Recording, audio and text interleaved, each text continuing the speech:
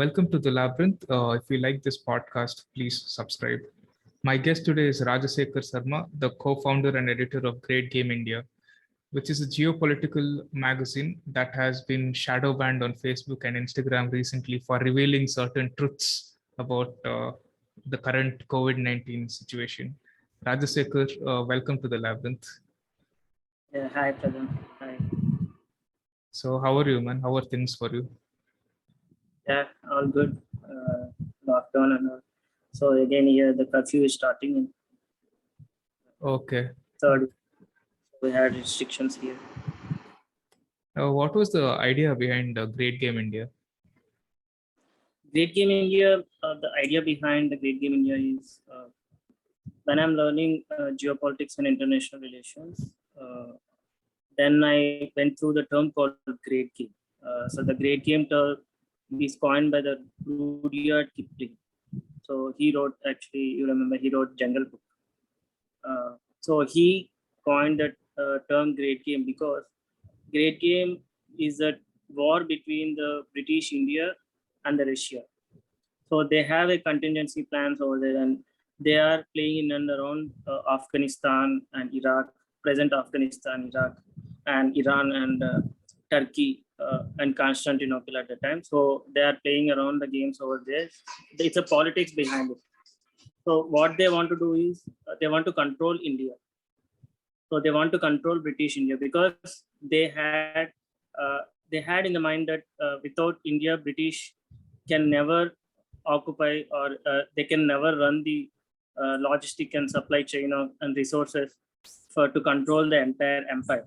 So they call India as a jewel in the crown. So like that, they have developed the strategies, and those strategies to counter Russia, and Russia is countering India, and the France and the Germany, and it's a war between the colonies. So basically, this is called Great Game. So the Rudyard Kipling is a British officer at the time, so he termed it as a Great Game. Okay, and that inspired your magazine. Yes, When that did you? inspired my magazine. Okay, when did you start the magazine?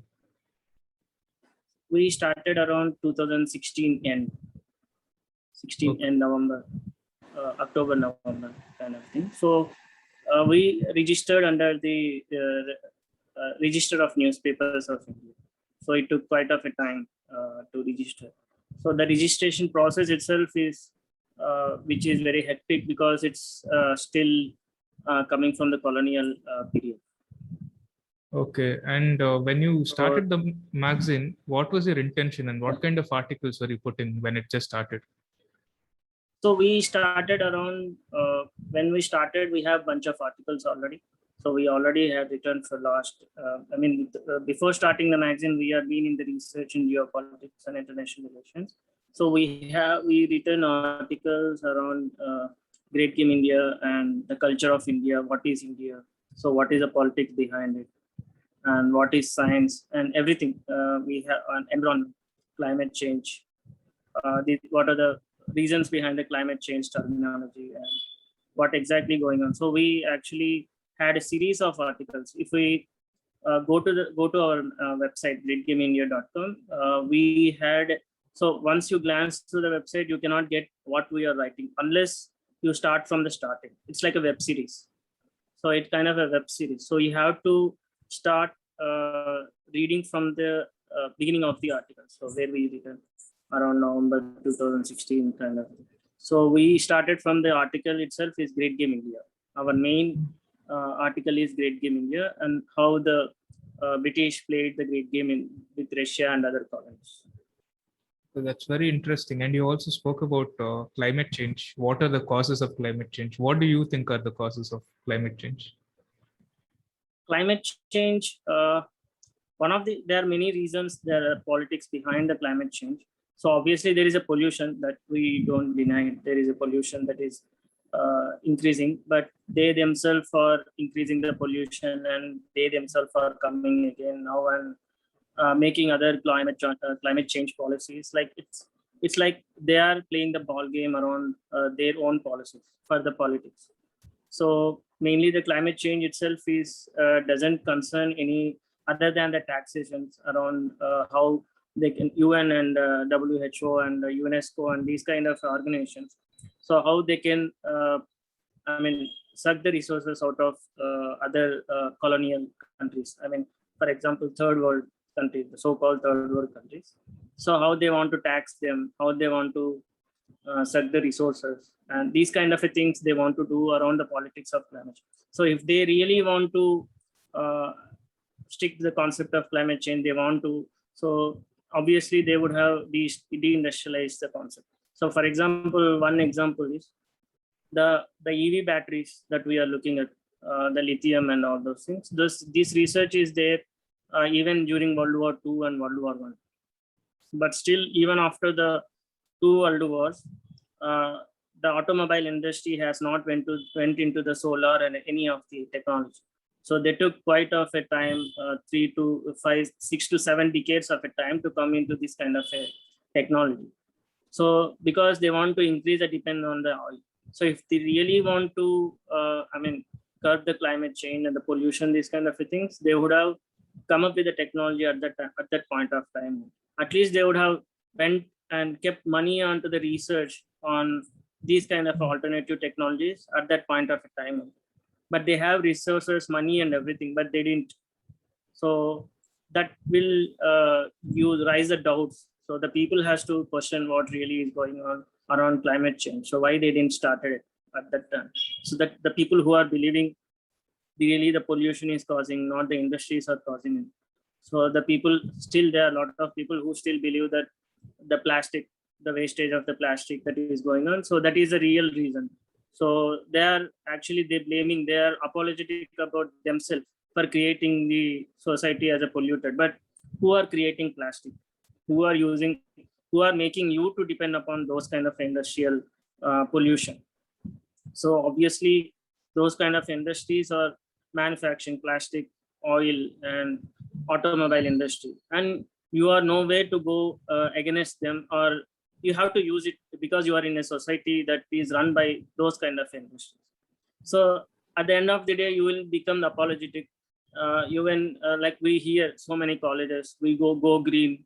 These kind of concepts will come, like every Saturday or weekend they go and clean the entire street and societies and everything. So they will make themselves feel happy after that. But again, the same plastic and everything will come again in the same place. So, but where it is coming from, why we have to depend upon the plastic? So what are the industries that are looking at? So those industries, what is their history? So these kind of things that logically people has to come and ask. Nobody will tell them to what exactly going on. So people has to raise the doubts where it is not logically making any sense. So the daily going and weekend programs and this it looks like fun, but ultimately what is the agenda behind? Yeah, true. It's something people do to make themselves feel good, but they're not talking about the source of the problem. And yeah, exactly. And the same people who created all this pollution are now talking about climate lockdowns. Have you heard of this climate? Yeah. What do you think of climate lockdowns? Climate lockdowns. So basically, so there is a concept called butterfly effect. So something you do here will affect somewhere else. So certainly it depends upon at what time scale and what exactly where it can happen. We don't know. We cannot predict it, but it will certainly happen. There will be a cause effect for everything that is there in the environment. But certainly it will reflect us to the society at some point of a time, but we cannot define which point of time or something. So, but the thing is that lockdown, when we had conducted a lockdown of the whole world, most of the industries are closed, basically. So certain pollution that is there releasing into the clouds or environment, that has decreased drastically. So that will actually replicate it to the point where it comes to the original point. The environment will come to the original point where it has already recovering, and it's a self-recovering of the environment. So for example, there will be heavy rains at that point of a time where the pollution is decreasing in the cities. But the problem here is the rainfall is normal, but it is increased because it is increased. The rainfall has increased compared to last 30 years or 40 years or whatever the time because of the lockdowns and decrease of the pollution. So, but the problem is here because of the real estate in the cities, because of the crowding of occupying of the lakes and everything. So because of the less rainfall, the lakes are dried up, and the registration officers and administration sector has further to get the money, they have occupied the lands and they constructed the housing societies and everything. But now the climate is in the verge of recovery or something because of these kind of incidents, lockdowns, and somewhere else someone will fight for the environment, and this kind of a thing will affect somewhere else in the point, as I said, butterfly effect. So now the rainfall has increased when you compare to last two after the lockdown, the rainfall in the cities and everything. So now the lakes are filling up. So now they are telling that it has changed the climate, but the climate is original. It is coming to the original point where it has to be. You went into its position and you occupy the lakes. So now they are telling that all the people are suffering because of the rain. All the houses are, the floods are coming in and all the things because you went into its position. It's a natural position that you had corrupted the position and geographical conditions of the climate. Now you are blaming on the climate. So that's again they want to make something out of it. It's created an agenda. So it's a kind of agenda creation. And what do you think of our current COVID situation, the removal of our liberties, mandatory mask, lockdowns, and vaccine passports might be coming? Yeah. So to dwell into that one, we have to go into the World War I, World War II, and pre-World War I period, this kind of a situation. So we know that we are in the colonial time. So we are in the British rule at that time. So these are the same conditions. They are there. Draconian laws are there in India at that time. For example, RNI that I said that to register our magazine, we went into the hectic process. One of the process example is once we have to go into the registration process. Once we publish the book, we used to publish it. We have published around 6 hard copies. 6 publications. So quarterly magazine it is. So we all every quarterly, once you print first book, you have to send to the Delhi RNA. So Register of Newspapers, it comes into the Ministry of Information. So we have to send that book to the Ministry of Information, the Department of RNA, because so it's a colonial kind of a thing. So all the freedom fighters and who are against the British, so they used to come up with the new publications at that time during the British rule. So the British had made a watch over all those publications, media and all, and they want to control the news over at that time. So that's why they made each and every copy has to go to the Delhi office. So they have to see that news, what exactly they are printing and what kind of a news they are monitoring. So then they will tell that, okay, this copy is good to go to the public.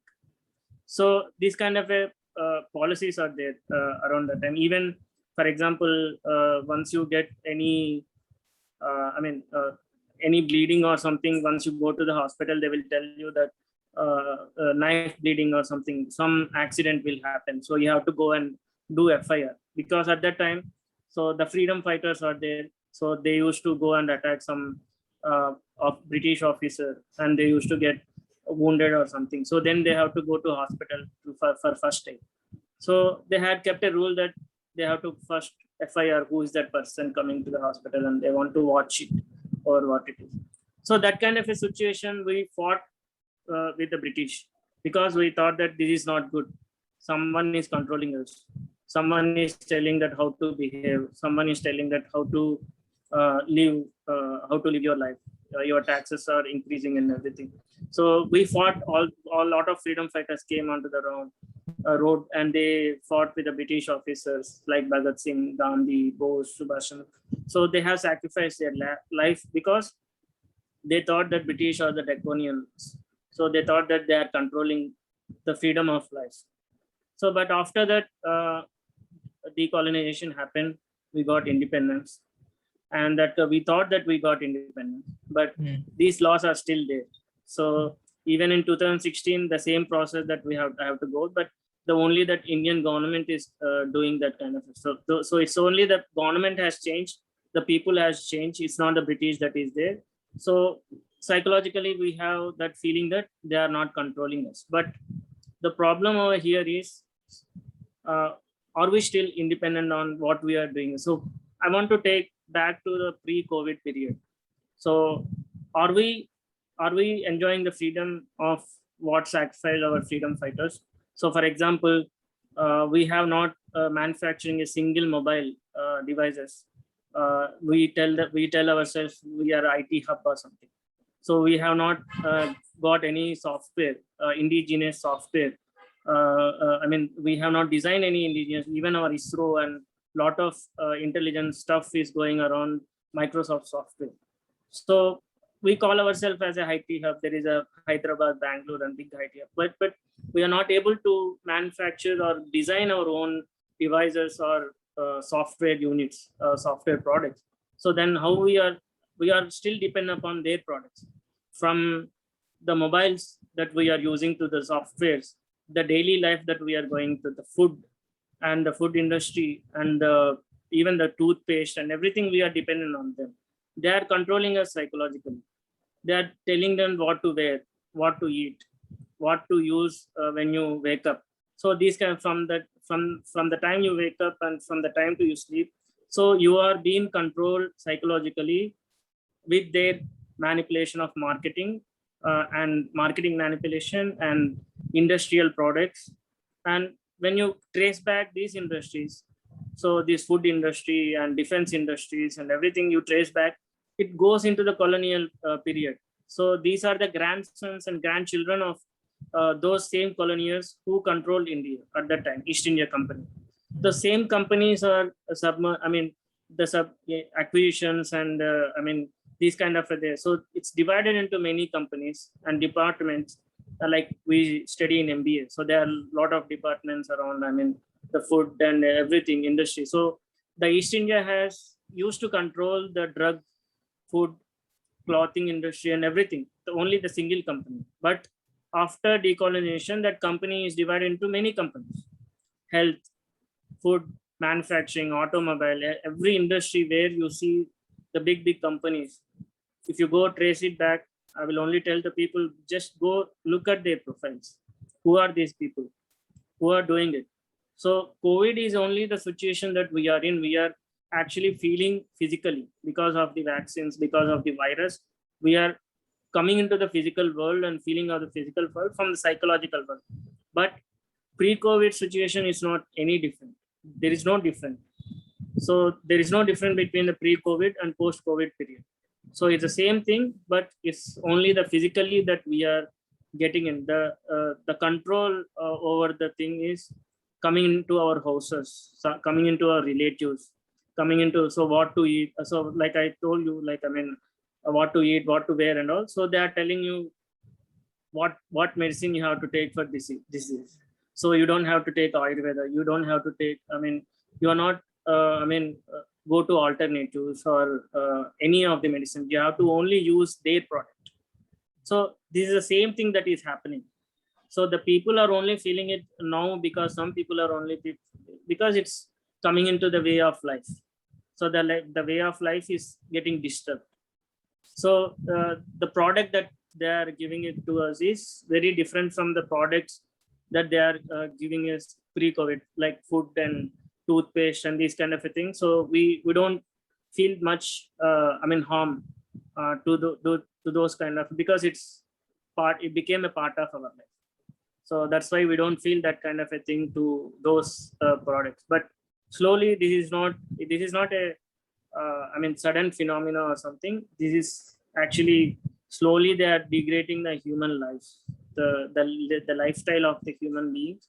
So they want to control it over the period of time. This is just one of the tactic of it. So the more it has to come, the more they planned it over the period of time, that we can sense it, what they are going to do. unless people realize it, what they are going to do, they have to study a lot what they have did already in the past. So until and unless they realize that part of the history, they cannot get the sense out of what exactly going on around COVID. Do you think parts of this was already planned? Yeah, it's already planned. So the decolonization is planned. So the problem with the colonization is they are making a lot of investment purpose. You know the investment, so it becoming the loss for the people because of the revolution, and the people are opposing the thing. So they couldn't control directly. So indirectly they made a certain kind of a departments, government structures. Their laws, British laws, still continue. So this kind of a thing, indirectly they are controlling what they want to do. They want to do indirectly. So it's not like we are being got independence at 1947. Even the independence itself declaration is still we are the dominion state. Until that 1950 we formed a constitution. So technically up to 1950 we are still in the dominion state. So again the Commonwealth came. So they told us to join the Commonwealth nation. Then those at the time the prime ministers, they said they opposed the Commonwealth. They don't want to join. So Nehru formed NAM, a non-alignment movement. So he came in close up with a lot of Indonesia and Sukarno and these kind of prime ministers. He went and met all the people who wants to form Asia bloc. So but that has gone into the vain because of his death. After his death, no one kept much focus on the NAM and all those things. So ultimately we are now obliged to the UN and WHO and these kind of UNESCO and these kind of an organization.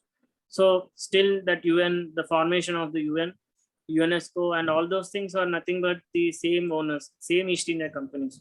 So it's more diplomatic. The politics behind East India Company became more diplomatic.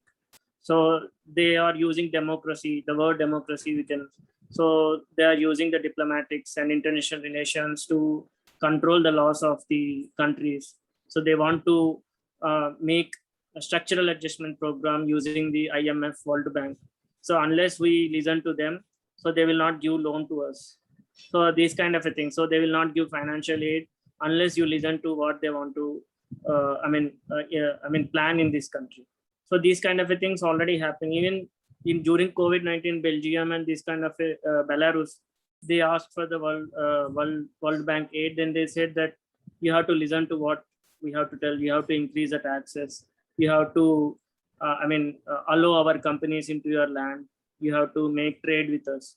So this is the same company, East India Company rule only. So it became more diplomatic and more suitcase, suit boot and these kind of affairs. So nothing but at that time they used to come up with the guns and all. So now they are coming with the suitcases. So there is it's became more soft kind of soft power kind of a thing from hard power. So but behind the curtain, they are planning this for for many years.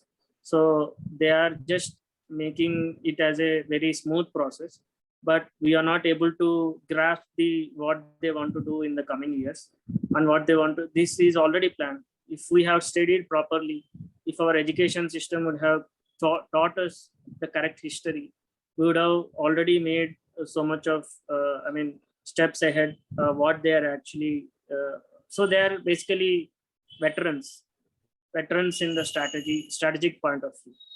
So we are not getting their strategic point of view because we don't read proper history. So for example, the Great Game word itself is very politically connected. It's very concerned to the India. We have to read that Great Game word in every Indian textbook, but it's not printed in any of the academic textbook or any of the history textbook of our Indian academy. But we don't know about Great Game. So unless we know about that kind of a terminology, so we don't come across the real history. When we don't know the real history, then we see suddenly this phenomena as a sudden occurrence or something like that. But this is not sudden occurrence. It's well planned, well crafted, well strategically planned, and there is more to come. done this. Will our country ever be truly independent? So the country truly independence means, so there is a concept called, there is a when I went, so I came from the engineering background.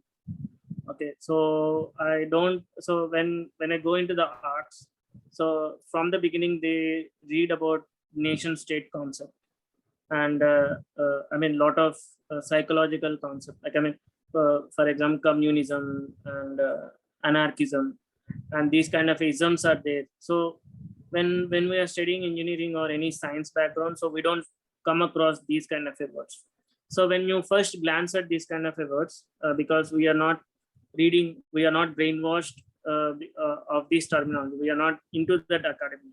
So that for us it's not logically making sense. So for example nation and states, and these are the isms and all, so this is not logical, because these are the psychological concepts. So these are the boundaries that they made to us. So these are the geographical boundaries. For example India that we are seeing now is just the British what they gave to us.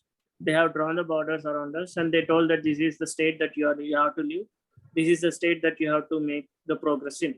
So, but the thing is that what is India, for example? So, are we talking about post-colonization or pre-colonization India, or post-colonization India? So that kind of a thing that we have to come across, what exactly India. So then we can go into the independence part of it. So independence is, so who gave independence to us? So how really we are independent? Are we telling the psychological independence or physical independence or the constitutional independence? So these are the things that we have to check whether what exactly that we are independent. So many of the products that we are making, the manufacturing of the cloths we are wearing is the branded companies that are coming from the Europe, and mobile phones that those are coming, not manufacturing in India. And even some of the toys also not being manufactured in India. So how we are, so once we made ourselves indigenous, then we can tell we are not dependent upon their economical values or their taxes or something. So, but we are making our own progress in our own world, so own state or own borders. But now we are not seeing anything. So there is a physical or psychological, only psychologically we are feeling that, yeah, okay, we are, this is a product that we are buying, let's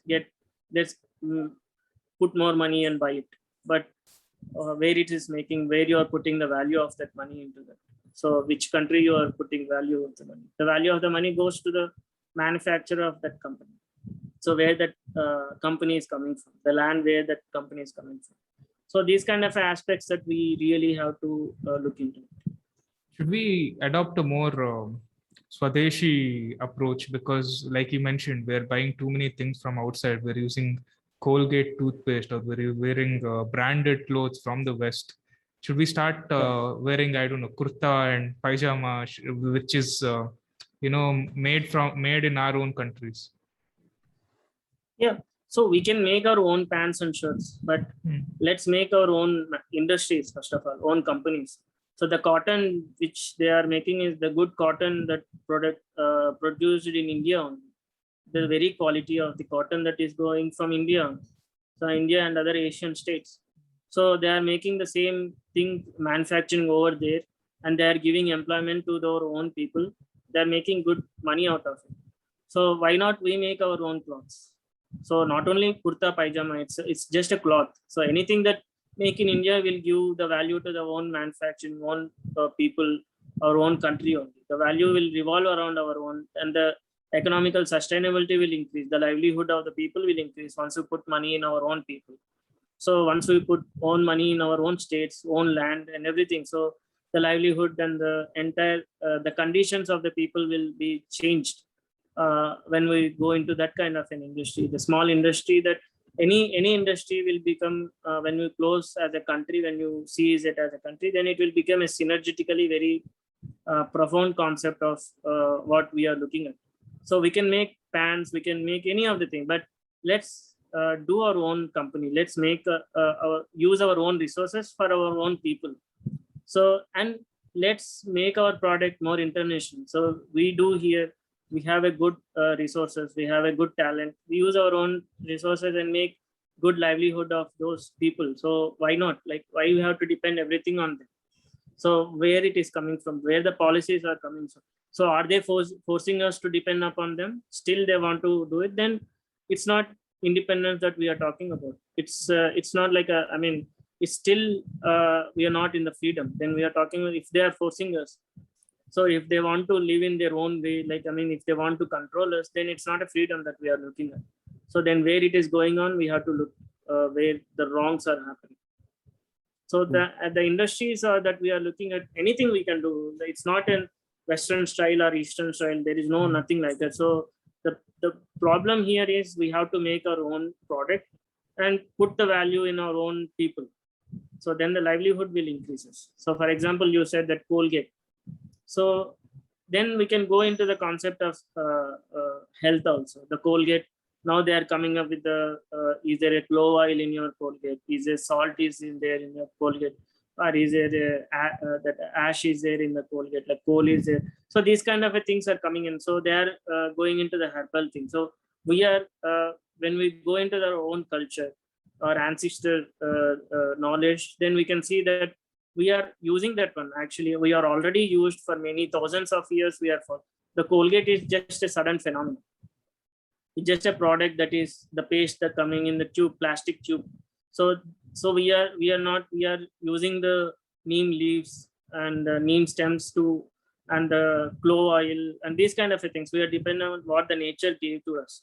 So then we said that what nature gave it to us is very old and ancient and very I mean uncultured kind of a thing. So then let's go for something, the cream that is coming from the plastic. Then we say that the plastic is making pollution. Then we say that there are chemicals in the Colgate. Then we are, the problem with the thing is we are actually forgetting our own culture. We are decolonized. I mean, we have to decolonize in our own mind. So we are living in the colonization mind. The colonial mind, which are impacting our own culture, is creating a problem. The colonial mind has to create a problem. So the problem will become a business for them, to them. So it will make the problem will create an industry. The problem will create a money for them. So they can get gain of economical gain and psychological gain and industrial gain for themselves. So they can play around the colonial mind. So the colonial mind is very I mean very natural. So there is very sustainable kind of a living. When we look at our own ancestor culture, there is very sustainable part of a living. So but we forgot that sustainable living. And now the sustainable living became the concept of UN. Now they are bringing sustainable living, 2030 agenda 30. So this kind of a thing, agenda 21. So they are coming up. So they told that to forget the sustainable living that we are already been there, and they colonized us. They told that you have to live like this, you have to breathe like this, you have to walk like this, you have to educate like this, you have to educate in our own way. So in our way, so then now they are coming and telling that you are not sustainable. So who created the unsustainable world? So that we have to ask. The same people who are creating the problems are trying to provide the solution now. Yeah, obviously. So that's why. So what our culture, then they created the divisions in our culture. They said that the caste system, they said that your culture is very very nomadic, very pagan, and very I mean uncultured kind of a thing. So even they had said that putting oil on our body is very nasty thing, coconut oil on our body. So let's use creams. So these kind of things are peddled in our education. Psychologically, they have told us you are barbarians. So you don't have any culture. So you have to live like what we are living in our culture. Then they said that then it is not, then they're telling it is not sustainable. So they really are confused and they're making us confused. So then who really are, I mean, what So then somewhere it's not like we are not realizing our own culture. So where they are coming in, why we have to listen? For example, vaccination kind of a thing. So that is also one of the points where why we have to listen to only one kind of a medicine. So there is no freedom or what we have to use or what we have to do. So they are telling you have to use only this vaccine, you have to use only this kind of a medicine, you have to only go to this kind of a doctor. So so there is somewhere there is a conflict in their own mind, and they are making us confused, or we are making ourselves confused by forgetting our own culture. Yeah. So there is answers in our own culture, Yeah. but somewhere we are making ourselves apologetic. We are True. making ourselves apologetic our own culture. Do you think our country would be much better off without WHO and UN and all these international organizations, like even the World Economic Forum? So for that question, that we need to look at the origins of these organizations, who are heading these organizations. So what is the motive behind these organizations? So these kind of a thing that once we learn, then we can get into the concept of what exactly they are going to do with this kind of organization. So for example, during the swine flu attack, one of the health minister of our own country, he said that WHO is not a watchdog of India. There are not any gods that are created on heavens or something. So they said that why we have to listen to what WHO has given to us. So why we have to follow their guidelines. They are making money out of vaccinations. He said, he criticized directly in front of media. He said that why we have to use WHO, we have to make our own WHO kind of a organization. So where it has locally, they can say that. So it's very local problems. So these kind of a diseases and all are very local native problems. So how the hell the organizations which are there in Washington or in London, they know better conditions. They don't know any conditions of what we are living in. So the culturally they are not connected to us or any, and they don't know the problems of natives. So then how the hell they can solve the problems of us? So the whole concept, if they want to solve the problems of us, they have to, their bodies in each and every state of India, WHO, each and every village, each and everything. So why they are not establishing any of the offices over here? So that itself will tell that they are not, designed to make some world healthy organization or a world as a healthy society or something. So they want to make a business. So that's why they are enjoying their life in London and Washington. For example, UNESCO and they don't have any establishments in Africa. They say that we are supplying food and everything to the sub-Saharan countries, but they don't have any officers over there. They're just people over there, 2-3 people, officers will be there, 4-5 executive officers will be there. That will not solve the problem. How that will solve the problem? They don't have any logistics. They don't know the problems of natives. So how they want to solve the problem? So first of all, the organization itself is telling that something wrong is going on behind the curtains. So we have to know that what is wrong going behind the curtains. So they are coming up with the structural adjustment programs. So if they want to freely charity or they want to help us, they don't come up with the conditions. Why they are putting conditions?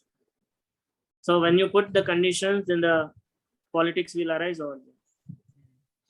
And do you find Bill Gates's involvement in all of this very suspicious? He's trying to push vaccines despite his foundation's previous incident in our country where 4 tribal girls died when they tried to push hepatitis vaccine here. Do you find his involvement very shady and suspicious? Yes. So Bill Gates, for example, I will tell simple example. The present in India, a lot of Ayurvedic doctors, they are, government is telling that you are not qualified. So you are not qualified to treat coronavirus. You are not qualified to treat this kind of a disease. So you have to go do MBBS. You have to study all these things. So then there are so many conditions for the Ayurvedic doctors and homeopathic, Unani, Siddha, and these kind of doctors that is coming in to treat the diseases. They have to go get certificate and everything. So, but the thing is here, the Bill Gates, what qualification he has to tell in the YouTube about the diseases, the new diseases. Not even the intelligent doctors, the so-called experienced doctors also confused about these diseases. While he is making all the diseases, the vaccine will vanish the coronavirus. The vaccine will decrease this much of, he is coming with all the statistics. So it will decrease the effects of coronavirus on the body and everything. He's explaining the DNA, he's explaining the genomics, gynetics, he's explaining the entire MBBS kind of a thing. But here at one point of a time, that the culture which is coming from father to son, there are many texts he is reading about the herbs. There are many texts, the Ayurvedic doctors he's listening. He was born in the environment of Ayurveda and these kind of Unani or Siddha or yoga. So there are a lot of families which are connected to their own ancestors and their knowledge is passing on to the family. So those kind of people want to come in a free, they want to decrease diseases with less side effects. So kind of a thing with the natural treatment. So now he is pushing something for the business. So his involvement in the media, his involvement in the organizations, his involvement in the vaccine business and pharmaceutical business and these kind of things, he is putting money and he wants to get investment of. So these kind of things, he is promoting the corruption. Basically, he's promoting the outright corruption in the media. Outright, we know that pharmaceutical corruptions, we know that clinical trial corruptions. So he's outrightly pushing the agendas openly in the YouTube, and YouTube is not censoring any of this video, even though he don't have any qualification to tell what the disease is and what the treatment is. Even though he is pushing all the kind of a science in the YouTube and everywhere in the media and everything, and lot of highly respectable journalists, politicians, even our own country prime minister wants to get suggestions from him, not from someone who has quality kind of a culture and quality kind of a medicine that is looking at as Ayurveda doctors. No, none of the politicians or media ever interviewed any of the prominent Ayurvedic doctors or Siddha or Unani. They never consulted anyone. They are only consulting the pharmaceutical business connected doctors or politicians or any of these kind of a businessmen. So these are businessmen. They want to make business. So ultimately, they are born in that kind of a psychologically to make money out of anything. So that kind of a business you are looking at, then you have to. The problems will come. So they want to create a problem. So that the problem will create an opportunity. So if you keep listening to these people, the more problems will be arise. The more problems will be arise, the more opportunity that you are giving to them. Yeah, and YouTube doesn't censor him at all, but YouTube has censored some actual doctors like Dr. Robert Malone, the inventor of mRNA vaccine. Keeps getting deleted from LinkedIn, and even Twitter and YouTube has given him warnings. And even Dr. Joseph Mercola, he recently put a post that all of his articles on his website, he'll remove it after 48 hours because he got a warning from White House. Doctors are scared for their own lives. Even Robert Malone recently tweeted that he's getting assassination threats, it seems. So, and yeah, go ahead.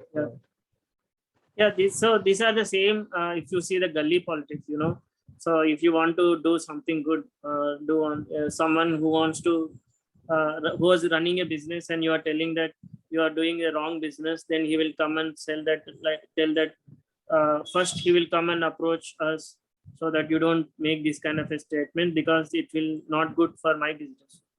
So then the step, if we don't listen to it, then they will take that don't entertain this guy anywhere in the media, anywhere in the public. Don't give encouragement to this kind of a people, this kind of a community. And so there are a lot of controlling that will be done. So this is the same process. So they are in the process of running business, and these doctors are going against their business. So once you go against their business, then it will create a problem for them to sell their product, like vaccines or like anything. So any of the medicines that they are coming up with, so it will create a problem. Their stock market will collapse.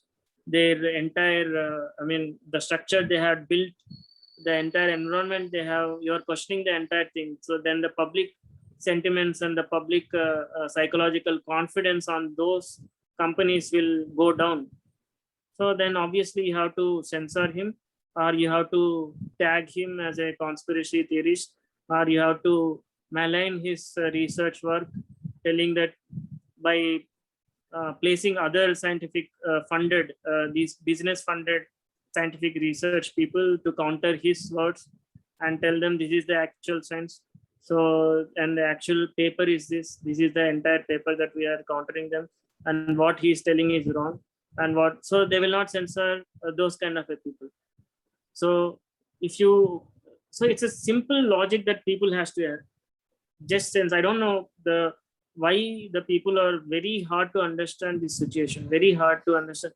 We are the country that we are telling that we are decoding the entire mathematics, we are solving the problems, and we are able to solve the many large scale of equations, science and everything, but we are not able to understand the simple logic behind it. So I just want to throw the question to the face of the people and doctor and everyone. So why the hell that you are not making able to sense where it is going in? So where these things are coming in? So who are, even the simple criticism against the vaccines, they are getting censored. Even the simple, they are created the new words like vaccine hesitancy is not there before COVID. Vaccine hesitancy, the word itself is not there. Now, if you just Google it, the entire Google search engine will clamp on all the scientific research and the people that who are talking. Just so there will be some problems. Obviously, it's not all the medicines are good enough. So there will be some criticism. So someone, because they have to correct it. So if the vaccine is not good, once you criticize this, once you take a feedback where it is going on, so then they have to rectify. They can have a chance of rectify. If they are doing good, they will come to the whole media and they will tell that, okay, this vaccine is not going well. Let's hold it for some time. Then we come up with the more data, more research, and then we'll go into the more, scientific papers and everything. Then we'll come up with the new medicines or new vaccinations or something. But they are not doing it. They are not doing it. They're outrightly controlling the entire words. They're picking up the entire anti-vaccines or these kind of words that what we are speaking in. They are actually monitoring the entire word and they are censoring the entire video itself. And now the people are using the new vax or some kind of a words to get rid of those kind of a wording in the Google search engine or YouTube search engine, these kind of a thing. So somewhere they are not correcting it, even though it's going wrong. They are not able to openly telling. They are not openly making it any. They are secretly making it. So once there is a secret in any of the affairs, then something is going wrong. So it's a simple sense. They are making everything as a very secretly. So they are censoring everything, even the simple criticism, genuine criticism, are also they are censoring. So the people has to understand it, where it's going wrong, why they are doing it. They are not correcting themselves. They are not able to take the positive feedback also. The Dr. Maloney that you said that he's giving, he worked for this research. He's invented mRNA. And he's telling that, no, this is wrong. These lipid nanoparticles are traveling all over the body. Where it has to, the intramuscular thing, that it's not staying where it has to stay. It's going every organ, it's touching every cell and everything. It's corrupting the body itself. So there is a large scale repercussions and long-term repercussions because of this. So he's telling, just correct it, just hold it and just calm down yourself. Don't do mass vaccinations. Just test. All the doctors, what you are saying is, they are in this business. They don't want to lose their business because of this only one vaccine. But still they are coming forward and they're telling don't do mass vaccinations, because mass vaccinations will cause more damage to the human body and the entire synergy itself, because humanity and the diseases are very synergetically and connected. So the area, the hygienic conditions, everything is connected. The nature itself that we are living in, animals and humans, are everything is connected. So you are going and vaccinating each and everyone who you are seeing. You are going door to door and you are connecting without any evidence of what it actually is there in the vaccine and all. You are mass vaccinating. So they are not telling to stop it. They are not going any anti-vaccine comments. They're just telling mass vaccination is not good. Just hold back it and just take your research, take your time. There's nothing going. That much catastrophic things are not happening. That people are not falling on the roads while they are walking. So that kind of a condition is not there. That kind of an emergency is not there. No need to go and vaccinate everyone that you see. Just hold back and just they're even telling only the weaker sections, the immunity who are and less antibodies, serological after doing serological test, then do vaccination. That they're also telling these kind of a suggestions. They are not telling don't stop the entire vaccination or something. Even they are telling these kind of a things also, they are censored. Yeah. That means somewhere it's going wrong. Yeah, it's very unfortunate. And after seeing all these articles by experienced doctors about vaccines, I have become vaccine hesitant and I have decided not to take this vaccine. What about you? Are you taking the vaccine? No, even my family and even our family doctors, they suggested not to go for vaccination. They told that this is very new vaccinations. The people are comparing it the polio vaccination, the rabies vaccination. So these tetanus and these kind of vaccinations, but those are not these vaccinations are RNA based vaccinations. So and mRNA is these RNA based vaccinations are very new to the world. So very, very new to the world. On the real world, this not been tested on the large scale or long-term side effects. Nobody don't know any data. So there are some family doctors who suggested us not to go into this kind of vaccine. My whole family has not taken, and so many relatives they are not there. They are who are government workers also who are doing the government itself are forcing them.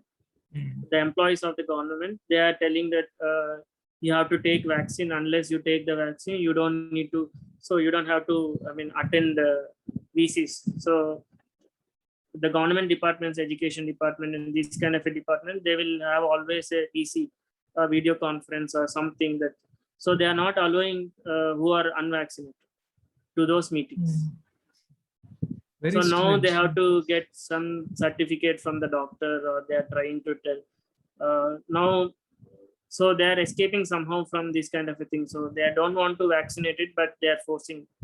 So somehow it's making their workplace very chaotic and psychologically very depressed for that kind of a people. But who are, they're really good doctors who are telling their patients who continuously be in touch with them. So they are telling that don't take these vaccinations. Recently, one of the doctors, he said that most of the people who are taking vaccination, they are being attacked by the TB, tuberculosis, the phase 2 of pneumonia. So these kind of things are happening. They are seeing regularly with their patients. Their CRP levels are increasing, C-reactive proteins. So normally C-reactive protein will not increase with any medicines. But the CRP rating has to be below 10 or up to 10. But after vaccination, it is increasing to 15, 16, 17, that kind of thing. It's a general phenomenon that is happening. The people, after some time, even knowingly or unknowingly, it will decrease. After some days, it will decrease. But when the CRP levels is at 16, and at that point of a time, that guy or anyone affect with any kind of a fever or disease, then it will become severe. So, so, so you are making our body itself to go into the stage 1 to stage 3. For example, our body is without vaccinating, or we are in the stage 1. So once you get any diseases, the risk of getting into the severity is very low by using all the medicines and all those things. But you are elevating your disease level to stage 3 because of these vaccinations. And once the disease or anything attacks you, the entire immunity will react upon that kind of a condition. From there, it will take you to another level. So that will become more serious. So here in India, if you go to any testing center, they will not ask you or they are not make you to fill any of the form whether you vaccinated or not. They will not ask you your vaccine certificate or anything. You can just barge into any of the clinic and just get tested and come to home. But the monitoring of the vaccine. So how many people in the second wave who are got tested or vaccinated, who are not vaccinated? The data is not. You can go to any clinical trial without submitting your vaccination condition or vaccinated thing. You can come back and get the testing report. But the people who got COVID positive, whether he vaccinated or not, there is no certain kind of a data from the village level itself. Some statistics are coming from the city level, but town level, but the village level and this kind of a level, this kind of a monitoring is not there. And Even in the city is not. yeah, and what do you think of the PCR test? So RT-PCR is so there is a normal tendency that we don't normally we Indians don't go to testing even or doctor. There is a doctor hesitancy, a testing hesitancy in our own family itself. So when you ask our mother or any, so they don't want to go for testing, regular testing or something. So because they know that somewhere they will give the false, data. Even they don't have any sugar levels elevated, or they will show at that point of a time. Maybe after eating food or after taking food, the sugar levels will increase automatically at that point for some hours. So when you go at that point of a time, obviously your sugar levels will be increased. So this kind of a testing is it's very randomized thing. So our human body itself is very randomized. It's a dynamic body, not a constant body. So your the viral load or disease load or any blood level or alkaline or alkalinity load, like this will keep changing and fluctuating. In once you are become weak, once you become very energetic, your energy levels you feel fatigued at point of a time. So when you go at that point of a time, some data will come. So the device that we are seeing is very statistical, very constant devices. So the dynamic thing that you are getting in touch with, it's only at that point of a time. So scientifically that you're only tested at that point of a time. But after testing in the next minute, maybe you will recover. Maybe that viral load will not that much. So, and again, the psychological effect. So if you want to really take RT-PCR, you have to take it every day. That's what I suggest. Every day you go and take it. Why you have to come? You go and every day. Then at an average number, you can go into some conclusion. That number is somewhat scientific. That's how the scientific analysis is done, right? So not only single testing will not do anything. You have to go daily.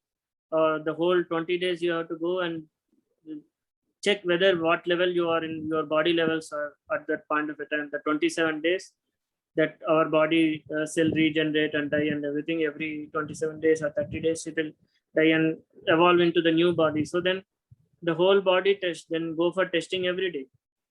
Then the scientific but that point that you can reach, then that statistics is realistic some point, because it's a dynamic nature. So you can't tell that my viral load is now again. So you can see after getting positive, then immediately next day they are getting negative also. After getting negative, then they are getting positive also. So you're getting negative and you're calm, and you're getting a disease. So then that will also make you confused, right? So what exactly is going on? Yeah. So why you are relying on RT-PCR that much? It is not very accurate, right? RT-PCR tests. Yeah, it's not very scientific. It's not any testing thing. Not D-dimers or BP testing or sugar testing, D-dimer sugar test. So anything is not any accurate. There at that point of a time, what your mental conditions, what your body condition, it will only give certain numbers, statistics. That's all. Your body is not numbers. Your body are waves, electromagnetic waves, energy levels. You are dealing with many of the conditions inside your body. Numbers are not your body. Numbers are only reference point. That's all. If you want to get reference point, then you have to get tested every day. Okay. Every 1 hour, every 2 hours. Okay. For our audience who wants to check Great Game India, I'll put the link for that magazine in the description. The reason why I'm doing it is because it's very difficult to find Great Game India on Instagram and also on Facebook. Even if I find it, when you click on the like button, it will give a warning saying that this page is spreading misinformation. When did this change for you? First, the change came for everyone after COVID. So the ultimate change came. So it's like a after BC, before BC. So that kind of a thing. Before Corona, after Corona kind of thing, BC, AC kind of a thing. So that happened to everyone life. So it obviously happened to Great Game also.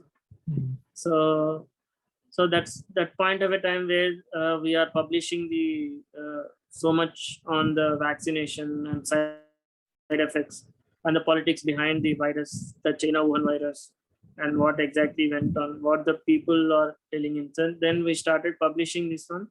Then the more censoring we are getting. Yeah. So recently, Southern California University has made a report on different social media kind of a thing. I mean, social media and the newspapers and different media houses. They kept us. So when it comes to Asia, they kept Great Game India in the gray. So because they have tested right wing or left wing or communist, or so this kind of a thing they analyze. So conspiracy theories. So they kept us on the gray because they are confused where they have to keep Great Game India. So because we are not communist or right wing or left wing, because we are making our own magazine into more scientific way of approach, because there is no. So you can see the data. We don't go extreme conditions of any of the topic.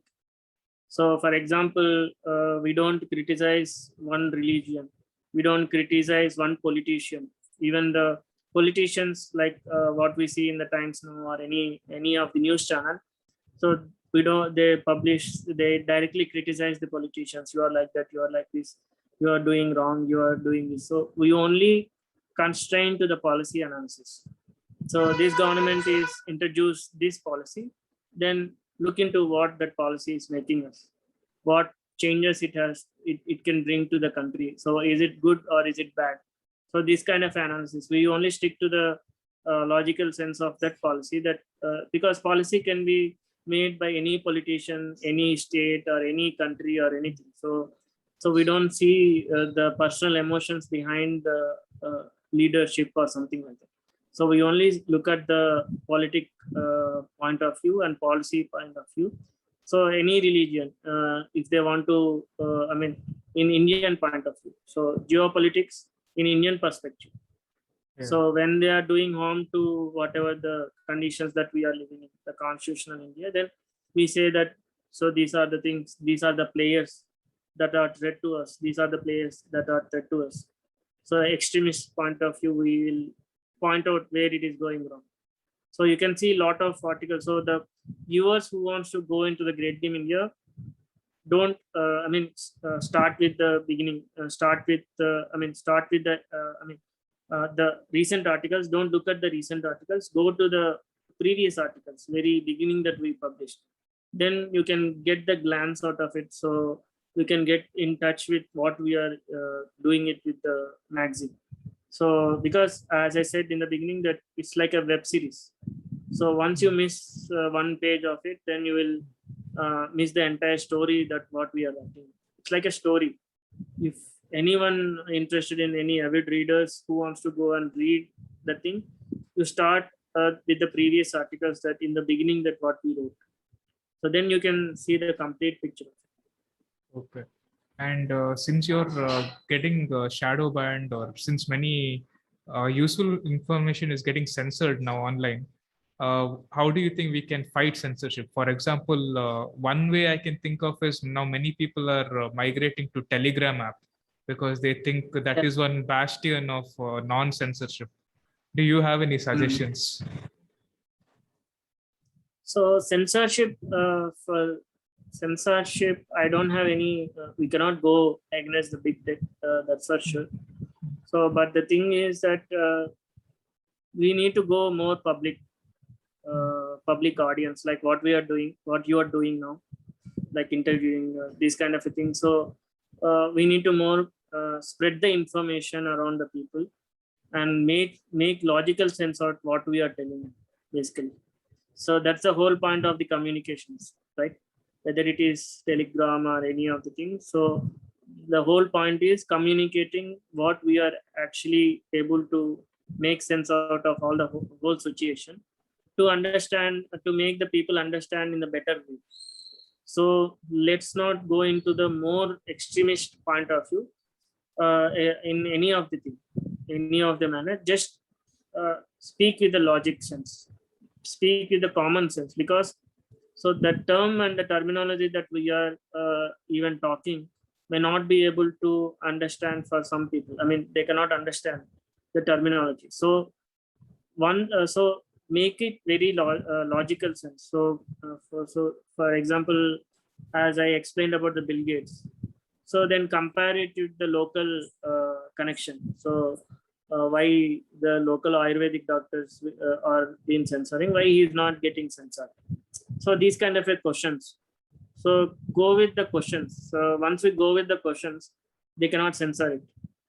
So so instead of going into the outright, like telling this is good, this is bad, no, this is like this is like this, just put a question mark. That's one way of avoiding the censorship. And going into the public, personally going into the auditoriums and going into the colleges, going into some kind of a thing, and making up able to learn. And this kind of a thing is one kind of an approach. And other thing is, the more they censor it, the more we can make marketing of that censoring itself. So once you get censored it, we have to elevate that censoring, why they have censored it, why they are not censoring these kind of a people, why this censoring is happening. Like, so once we build a narrative behind this censoring and this kind of a control of information, then we can make marketing that kind of a thing. So then they will not able to make, ultimately all the big tech or any WhatsApp communications or Telegram or Signal or Facebook, YouTube, ultimately it's a different way of communicating with the people. So once the people will get to know what exactly going on, so then they can get into this kind of a way. So then the protest will even increase in their own way. So the bubble will blast at one point of a time once the people know it. So ultimately they can't control forever. They can't control anyone forever. So the controlling will even make a loss for themselves also. So the more they control, the more people will realize. So, but the realization has to come in a way that it has to go in a right way. So it has to not go in an extreme way. So the realization will happen ultimately, but we have to be patient and mold the communication in a way that even the common man will understand. And this COVID-19, more than a pandemic, I think of it as a psychological war. And now, and this psychological war, I look at it as an extension of Klaus Schwab, his Great Reset agenda. do you think he will win this war and this great reset will take over, or do you think we can actually win this war?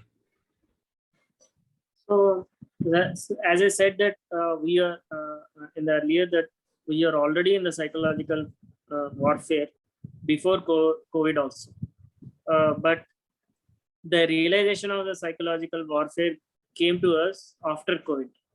So we feel that we are in the psychological warfare now because we realized it. So before that, we have not realized, but we are in psychological. So the realization more will happen to the more people if they keep doing the wrong things. So the more evidence will come on to the people. So for example, if a guy who is not believing all the things that we are telling him, so once, for example, the vaccinations, okay. So I have a friend who don't believe in all these kind of theories, but once he had a, bad, he has a bad incident with because of this vaccination. He got realized it something bad is happening over there because he self-realized it because something happened, some incident happened because of this kind of a vaccination.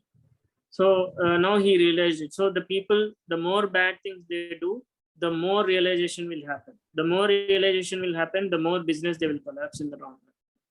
So, but the thing is, to support this realization, is there in any environment for the people? So the only role that we had in our own way, because we are realizing earlier than what they are going to realize after some years.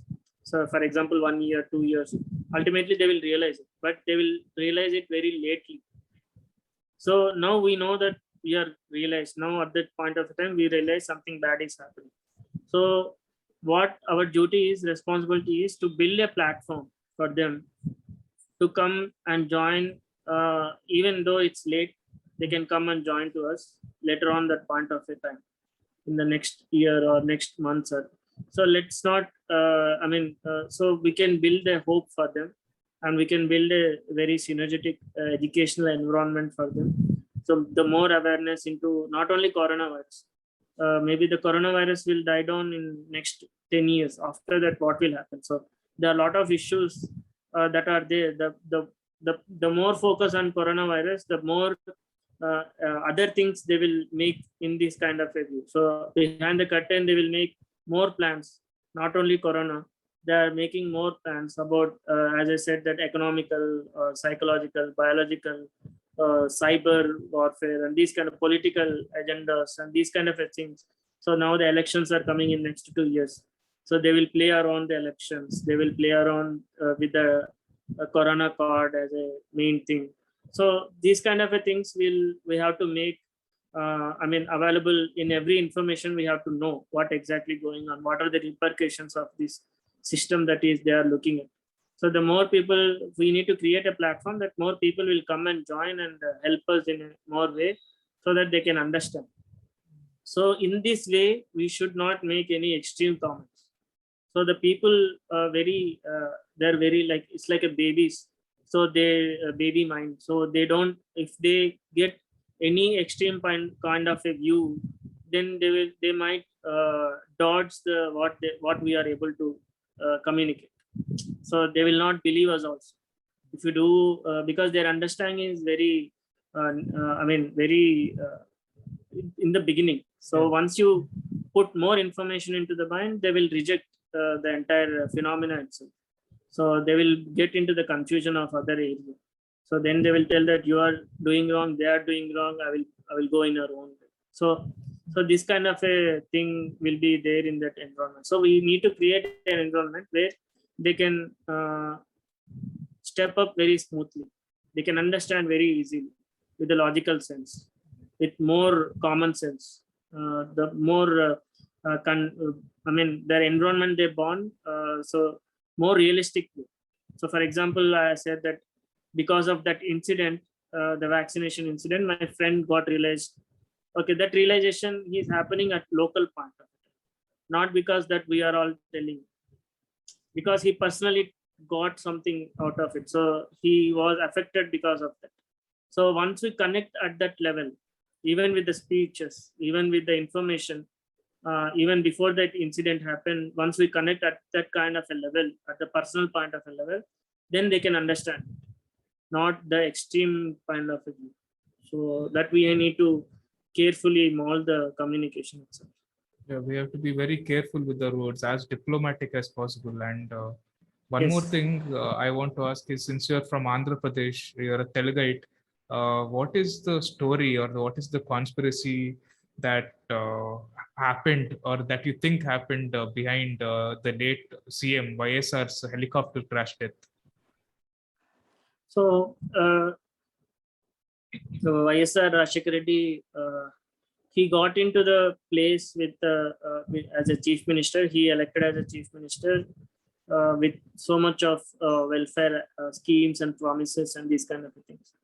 So before that, Chandrababu Naidu was the main CM. So he was from Telugu Desam Party, and Rashekar Reddy is at Congress. So he defeated Chandrababu Naidu, and he came into the power. So then he came into the power. So to get into the position and to understand the politics behind the Andhra Pradesh and everything, he took a time around 2 hours, 3 hours. So 2-3 years. He got time into what exactly happening. So there is a incident that happened between Ambani and CM Rashekar Reddy at that time.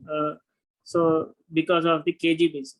KG Basin is Krishna Godavari gas basin near Krishna Godavari River. That basin, there is a oil fields over there, that gas fields over there.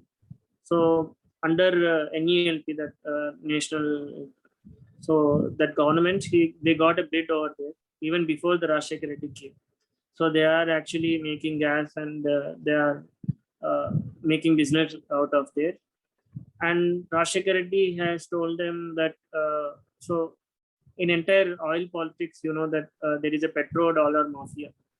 We can call it as a petrodollar. So anything, anywhere in the world, whether it is local or anywhere, even where you are living in, if you have to sell oil or gas anywhere, you have to convert into the dollars, and then you have to sell it to other states. Even from the KG Basin, the gas itself, that Andhra Pradesh has to pay to the Reliance in the dollars and not in the rupees. Then Rashekar Reddy said that I will not pay in the dollars. Why have to go to the RBI and get the dollars and convert into the rupee into the dollars, and the inflation levels will be around.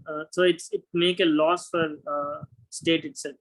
So then he said that it's a common sense that it is from my own state. So then I will buy it in my own currency. So then Reliance said that no, you can't buy it in rupees or something. So then he said he wrote a letter to Prime Minister itself. That letter is there in the public. If you can Google it there, anyone can get. So he said that Ambani family or anyone don't have any right to tell what I have to do with my own state affairs. And they said that the KG Basin affair has to be settled between the Ambani and Mukesh and Anil Ambani. Then his mother is in between because she is dividing the property between both the brothers. Then Rashekar Reddy, he said that he outrightly said that his mother is not the one who is ruling the country, or his mother is not the person who is making the business. It's my own state and it's my own affair that I will do this policy according to my own people. Then he went into that kind of a conflict with Ambani. Okay, so that is there at one point of the oil conflict is there. And another one is he also made a conflict with the Monsanto, because during Chandrababu Naidu period, Monsanto has gave a lot of BT cotton seeds, and the cotton, because of that BT cotton, lot of farmers went into debts because of the the production and less production of the cotton. They promised that BT cotton will give more production to the farmers, and so they failed at farmers they failed at promises, and the farmers ultimately went into the losses. Then he kept a court case on Monsanto to pay money to the farmers who became laws because you failed to promise, you failed in promises. So then around 600 crores or something that High Court has fined Monsanto to pay to the farmers. Then the Monsanto went into the Supreme Court, and the court was there in the file is there in the case is there in the Supreme Court. And at the same time, what Rajshekar Reddy did is he set up the biodiversity, he strengthened the biodiversity department, and they found the biodiversity department in the Kurnool. They found out that the BT, Bacillus thuringiensis, is a naturally obtained bacteria in the Nalamala forest itself. So then he filed a case against Monsanto that how they can patent the naturally grown bacteria and they will sell it as a product. So that case on the patent itself is there in the High Court.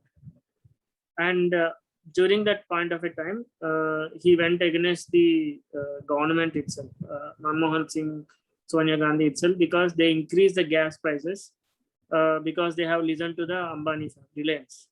So then, because of the subsidy he gave to the local people, he cut the prices to 50 rupees and he gave with the more subsidy for the state people. But the subsidies became too much high and too much economical burden to the government itself. And he said that I want to deprivatize the entire thing into, he wants to buy down. He set up a AP Gas Corporation, and he wants to government and he wants to take over that KG basin itself. And he wants to deprivatize the entire thing. He wants to take over that one. And at that point of the time, he was died. So he was died in the helicopter crash. And when we go into the helicopter crash, so the problem here is the government, the government taking over of the KG basin, it's very peculiar phenomenon. For example, so if Andhra government take over the KG basin and they want to make it as a AP Gas Corporation or something, then the other states like Gujarat, Orissa, wherever the oil fields, they will also follow the same trend, because it will give the money to the own state exchequer, so they can make more money out of it instead of giving it to the private companies. And half of the share is there with the Shell company also. Not only Reliance, even the Shell companies has a stakes in that KG basin at that point of it. So now instead of they are making money out of it and they are making business out of it, once the state is involved and the state will involve, that the loss will be for the private companies. So once he implement the trend, then other state will also follow the same trend. And the whole India will go into that kind of a trend, and it will make a huge blow to the international oil cartel itself. They have realized that at the earlier stage. So even at this, it is making one step that what he took, it will replicate and it will destroy the entire business for the oil cartel and gas cartel itself. So then they realized that something is going on. This has to not continue. So after his death, Q Bono, there is a called Q Bono, Italian. So who benefits from it? So all the AP Gas Corporation is not happened, and the High Court, that cases against the Monsanto were cancelled, and again the entire thing came into the beginning itself. So all the cases all the things that has done, it reversed actually within the frame of 1 year. No CM never came and said the same thing what YS Rajshekar Reddy has said. No CM has implemented what he was intended to implement. So they have not taken those steps. They have reversed his steps in the fast phase. So then we realized that something went wrong here. No one established AP Gas Corporation because it's a very logical sense. So no CM went and no CM went into his steps and taken those decisions. So they reversed their decisions. They have favored the Reliance. They have favored Monsanto. So this is very peculiar phenomena that we see it in international assassinations or anyway.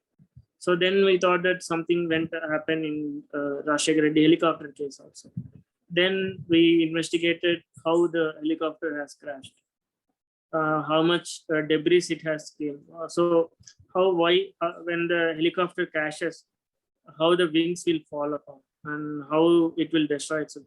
Why the blast will come. So normally when helicopter, so for example, Soundarya accident happened, and so these kind of incidents we checked, and this kind of a, so the debris fell around, it scattered around 5 kilometers itself.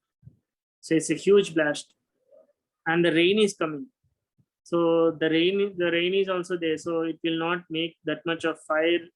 I mean extinguishing. It will not create that much of a pressure, heat pressure to get into that kind of a blast nature. So something went wrong. So then we investigated, and we have formed. We checked the DCGA reports also.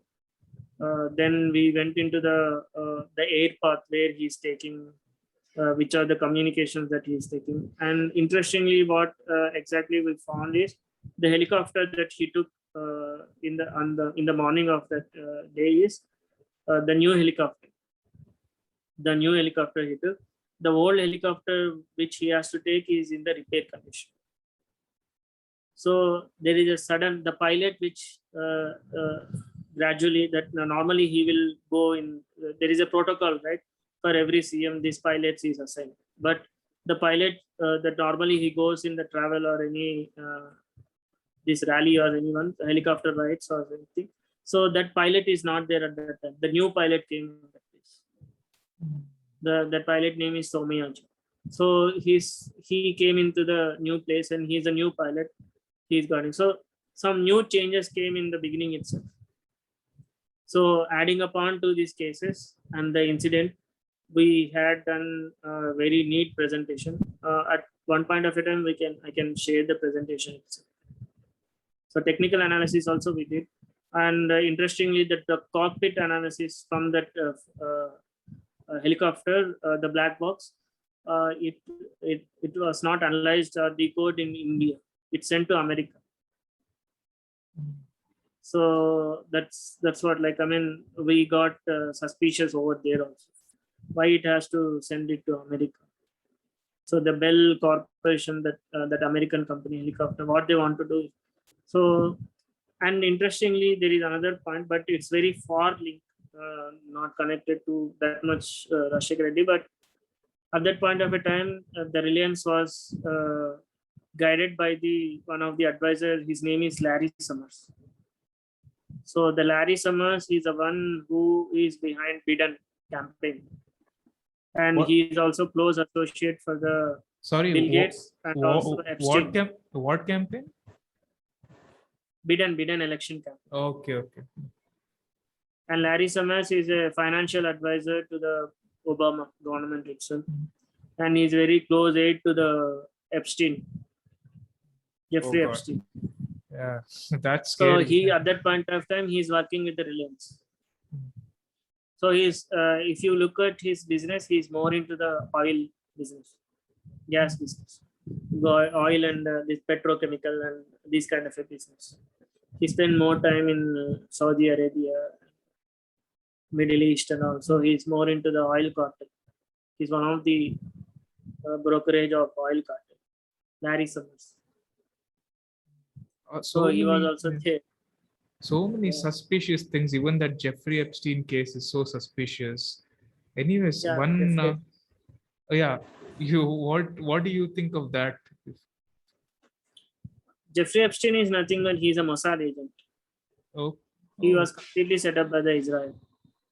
For what? So Jeffrey Epstein, Maxwell, he was totally funded by the Maxwell. Ghislaine Maxwell, his father is Robert Maxwell. Ghislaine Maxwell is a girlfriend of Jeffrey Epstein. So she was into the business of getting the information of the. So Israeli has a habit of not trusting their own allies also. So they are so these intelligence agencies, they have a normal process of spying the entire American industry itself. They have infiltrated into Hollywood. They infiltrated into the armed army and all those things. So army business. So they have their own way of getting the business of secrets and policies, influencing the. So Washington is a whole bunch of lobbying and full kind of a brokerage that will happen at that kind of a time. So Robert Maxwell is the one who infiltrated into the American government. So Israeli is a close aid. So they will make their own information to use how to use America for their own policy.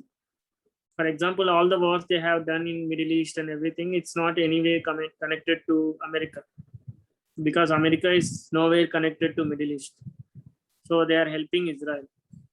So whatever the policy that America is making, it's indirectly helping Israel. So it's a direct make of using the American resources for Israel political purpose in Middle East.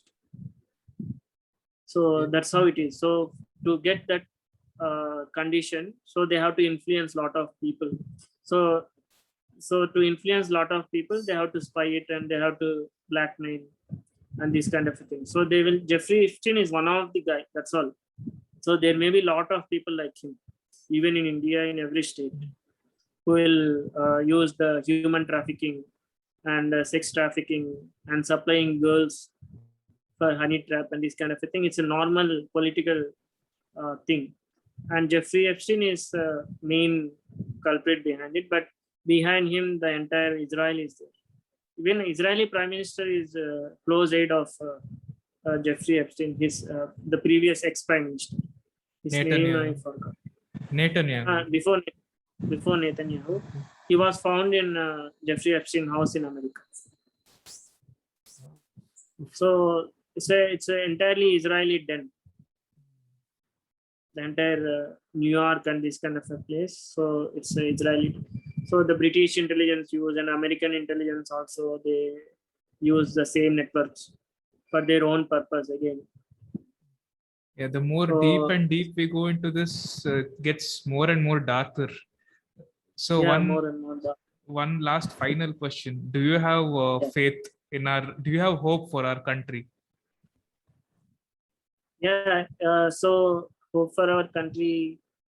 So the world is like this because our country is like this. So the more we destroy ourselves, the more destruction will happen. So for example, the situation of vaccination that we are facing now, or the COVID, because we forgot our own culture. We forgot our own medicines. Instead of relying on our own medicines, we are relying on other corporate medicines. Instead of going into the sustainable way, we are following the corporate way of business, industrial lifestyle. And we forgot our own lifestyle. We forgot what our ancestors told. We forgot. We thought ourselves that our ancestors are barbarians. We are apologetic about our own culture. We are apologetic of our own sustainable way of living, and created unsustainable living. And the unsustainable living and giving unsustainable living conditions and environment and unsustainable the entire foundation for ourselves. We are in a way of destroying our own self. So that's what happening. So once we reverse it, once we realize our culture is there with us. Once we realize it, no, let's stick to Ayurveda, the whole country. It's our ancestors. Let's get a policy, then the entire will change. The entire narrative of COVID will change with a single decision, with the single thought process of realizing that our Ayurveda or our Unani or our ancestor, whatever they told, according to their geographical conditions, or we don't need to go to that far. We just need to go to Vijayanagara Empire kind of a thing. You are from Karnataka. So the Hoysala Empire, the Vijayanagara Empire is there hot, deepen into the roots of Karnataka or Andhra Pradesh or anywhere. So once or any, Maharashtra kings and these kind of things, they have their own kind of an affairs of Ayurvedic or medicinal or anything. They have their entire knowledge itself among ourselves. They have built many health concepts and everything. And our ancestors told us to live in that way, but we opposed it.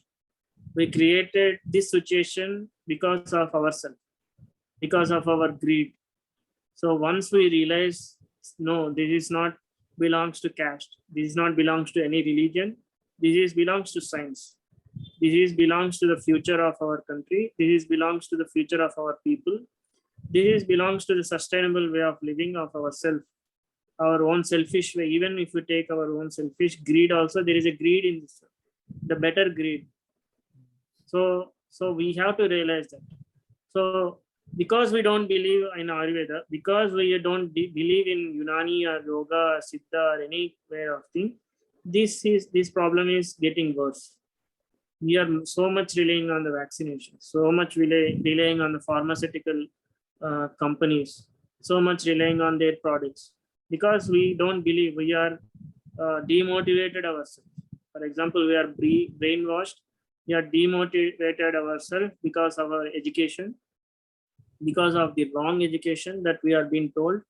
They have made a lot of stories that is illogical in many ways. It's actually defies any logical sense. I mean, it's never going to. If you go look at our own conditions of self harmony or self realization and doing good to the people, that's a way of condition that we are lived in with the value system, and the value system itself is collapsed. Now we are being in demotivated way. So that's why the question is still coming from you, that we have any hopes. So the hope is itself is there within us. They gave to live with the hope. They gave the torch to pass on, but somewhere we stopped the torch and we had burn. I mean, we are going into the darkness. So we ourselves has to go back to our history and go back to our own culture and light the candle and light the entire flame and just realize what we are doing. So before colonization happened, before any this kind of a corruption happened. So then we can see that where with a single decision it can be changed. Just realization of our own past. That's all. No corruption, nothing else. Whatever they taught us is for their benefit. Don't believe in that. Don't believe in division. Don't believe in caste politics. Don't believe in religious politics. Don't believe in any of the things what they have told us. And don't listen to those kind of a people, for example. So the more and more you listen to people, the more and more you corrupted. You get confused. Instead of it, just go back, sit back, and just travel with the people, old people, get the knowledge how they used to deal with this kind of a situation. There are a lot of freedom fighters around. There are a lot of health experts, ancestral health experts that is coming. So go and sit with them. You can learn more of it. So just be in the nature. Just be confident in what you came from, where you came from. That's all. So these are all the alien things. These are all the things that these are very new to us. Vaccination and these kind of a product, this kind of information, tech, big tech, and all. It's not in the root of us. It's the value-based system is collapsed itself. So once we build that one, the entire thing. So for example, I will tell you the vaccination debate, the hesitancy and all. The doctors, the MBBS doctors or any doctors who are pro-vaccination or pro-medical lobby or pro this thing, where they are coming from. They're coming from the entire. Their ancestor used to follow Ayurveda. Their ancestor used to follow herbs. Their ancestor used to follow sustainable living. And now they're opposing their own ancestors. They're opposing their own culture and they're defending some way of science that is coming from the West, which is peddled by the colonizers. They are becoming the pro-colonizers. Your ancestor fought with the same people and you are listening to the same people who your ancestors fought, I mean, in the British era. So now you are defining your own logic itself. But what so once they realize it. But what they will say is this has nothing to do with culture or culture war. They will just say we are just following science. And according to science or science that has been taught to them, the objective, deductive science, vaccinations do work, or at least according to the knowledge that they have been given. Okay. So the science itself is who is peddling the culture, the people who are sitting on the top, right? So they are actually, okay, they are scientists. I will agree. They are doctors. They are scientists. They are employees of the company. They are employees of the department itself, the MBBS or any medical department itself, where the entire medical industry who are funding it. Just go look at the top, your bosses, your company, your Cipla or any Bayers or any company that IG Farben, any company that you are looking at, who are sitting at you're prescribing the medicines, where they are manufacturing, who are sitting on the top of that manufacturing company. So you are a scientist, you are living in your own world, you are prescribing, you are sitting in one hospital, you are prescribing medicines. So, but what that medicine is, where they are making it, which company is making it, dig that profile of the company. Are they related to colonizer company? Just Google it. You can just get into their history, when they formed it. All the company, most of the companies are formed during World War II. During World War II, after World War II, they formed. Who kept money in them? Which state, which politician made company in them? So, for example, British ruled us. So, how many companies came from the London? Where that money went that looted us? They looted the money. We know that now the recent statistics is $45 trillion. Where that money went? To which company, which nation it went, which country it went, what it is doing with us? Just it's a logical sense. It's just you are just an employee. You are just reading in a way what they want to read you, like what they want to educate you. So you are looking in their own way, like you are molded in their own in their environment, not your own environment. You are defying your own logic. So, for example, your grandmother and your grandfather would have told something different, and your education is something different. Your education is funded by these colonizers. Your grandmother, grandfather, ancestors were living in a separate conditions. So you are defining your own ancestors itself. You are telling that the entire generation of your family is wrong. The entire generation of the people of this country is wrong. And you are telling that someone from the West or someone colonizers, they are right, who colonized us. So you are defining the logic over here. You are only looking at what you are prescribing, what you are reading. You are egoistically defending your own way of learning. There is no, it's good that you are defending your knowledge, but where is that knowledge coming from? So is it any, for example, I will teach you from the childhood itself, I will adapt one kid and I will teach him, go and kill everyone who you saw, go and steal the money, go and do all the bad things. And for him, it will take that it's a correct thing. He will understand, because he has not seen what it is came from. It is coming from me. So he has trust on me. So, but I and him has a direct contact, but here to the doctors and the scientists, there is no connect to the companies or colonizers, and they are only connect. So, for example, you are, they kept entire generation of the people to taught in the same way, to think in the same way, to defend the same scientific community that is being created by the colonizers. So there is a group of people that are defending themselves from other people who are looking at the more political way. So it's not a scientific, it's a scientific political matter. So See it in a political matter. So back to the question, can India win the great game? Yes, it can win the great game. So it can win the great game because, so somewhere the knowledge has to come up. So the knowledge will come in more fast because we have internet now. So before 10 years, if I have to know something, I have to go to library, read the book, and learn myself. It will take years, and then communicate with others. The same thing. Now I have access to information. Now I have access to information is the biggest weapon.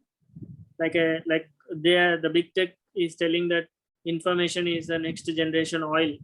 Now we will tell that information is the biggest weapon against them. That is why they are censoring everything. That is why they are making us not too aware of these situations. Because someone will come and tell them this is not wrong. Some people will come and tell this is all wrong. So that's why they are censoring. So in a way that realization will happen. So for example, nothing will go always negative. There are always positive periods also will come. It's a time scale that we are seeing in. So somewhere it has to end. This has to come to end. Nothing will last long, even the good or bad. So the bad is happening for last thousands of years. Now it's a time that it has to come to end. So there is an end point to everything. So the end point is coming nearby. Yeah, thank you so much, Rajasekhar, for talking to me for the past almost 2 hours. I've learned a lot. Thank you for coming on the podcast. Thank you, Pradham, for doing this. I hope that you make more videos like this, and I hope that the subscribers will become more because this kind of information has to go to the people. There are a lot of thanks for contacting me and getting into this podcast. So you are doing very noble job. So hats off for it. Thank you. Thank So you. like that, much. like there is a hope because of you. So there are a lot of hope because of many people. So we go in a right way. So don't need to worry about it. Thank you. So there are a lot of good people. All right. Thank you so much.